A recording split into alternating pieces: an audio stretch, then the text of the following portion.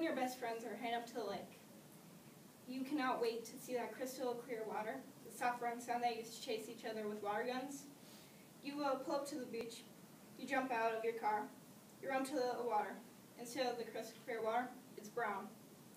The soft brown sand is filled with algae and rotting seaweed. There's a smell that comes off the lake. It smells as if someone built a chicken barn and put a bunch of rotting garbage into it. You make your way over to the dock. Your best friend jumps in. You think he's going to grab your leg or splash you, make you scream out because of the cold water hitting your skin, but he cries out in pain. You help him onto the dock. His feet are covered with blood. You wonder what just happened. It looks as if he ran through a field of knives. You wonder, how could this even happen? Even though this is a hypothetical story, it is happening to many lakes around Minnesota and surrounding areas. The culprit is zebra mussels. The problem is zebra mussels are spreading to many lakes. They are spreading throughout the United States and especially Minnesota.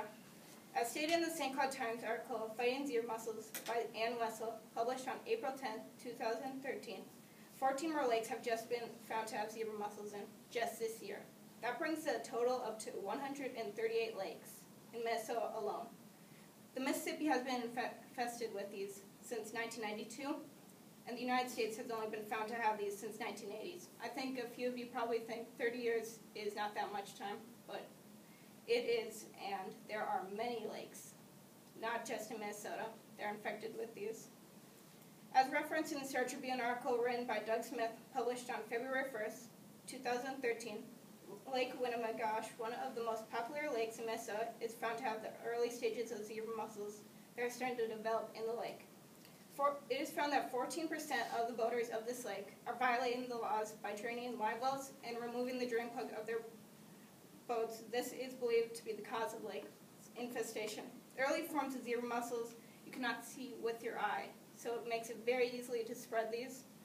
They latch onto a boat or any other object, and they quickly multiply. The effects of zebra mussels are very damaging. Stated in the article found on the Great Lakes Science Center website, posted in July of 2011, said that the quag vegetation has increased very much so. Zebra mussels eat many algae types, but they reject certain few types, and these types spread very rapidly and grow. The increased amount of algae and other quag plants can be beneficial to some fish species, such as northern pike, but it is very damaging to a few others.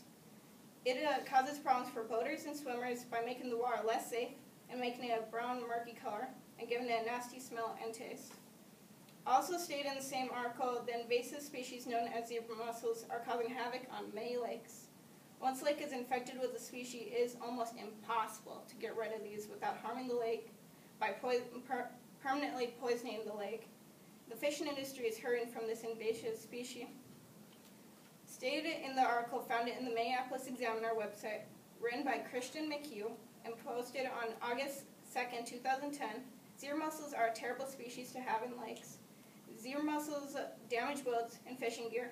Injuries to the feet are a main result of this species, which have very sharp edges and can easily cut through flesh and fishing lines. The species can grow around an intake of motors of boats and jet skis and eventually clog them, making it very dangerous to operate them. We need to educate people on zebra mussels. We can hang posters around schools, gas stations, outdoor gear stores, and put stickers on containers for minnows and other types of live bait. These posters will include pictures of zebra mussels. On it will be directions on how to get rid of them if they are latched onto your boat, jet ski, or docks. Written in big letters will be the fines if you are caught transferring these mussels or not draining live wells or minnow buckets.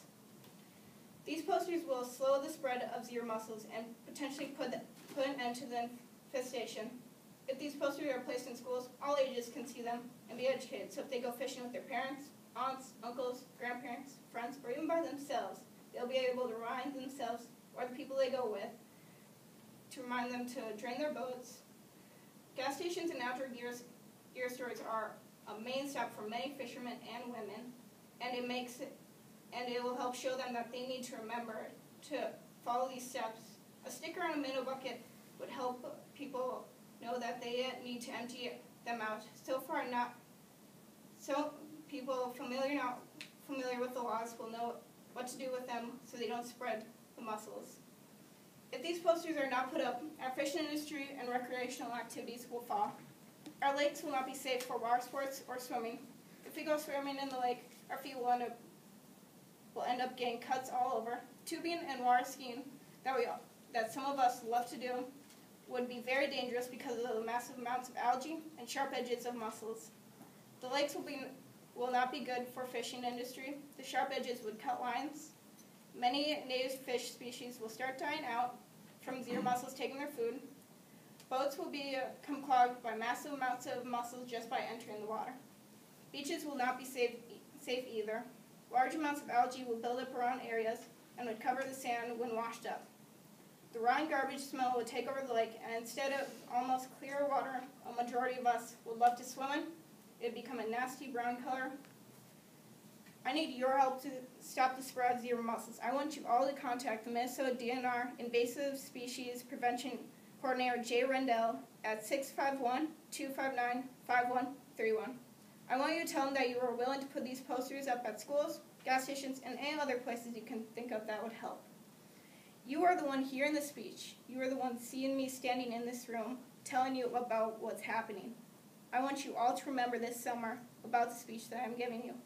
So if you go fishing or swimming, because you are the one who makes all the difference. Thank you.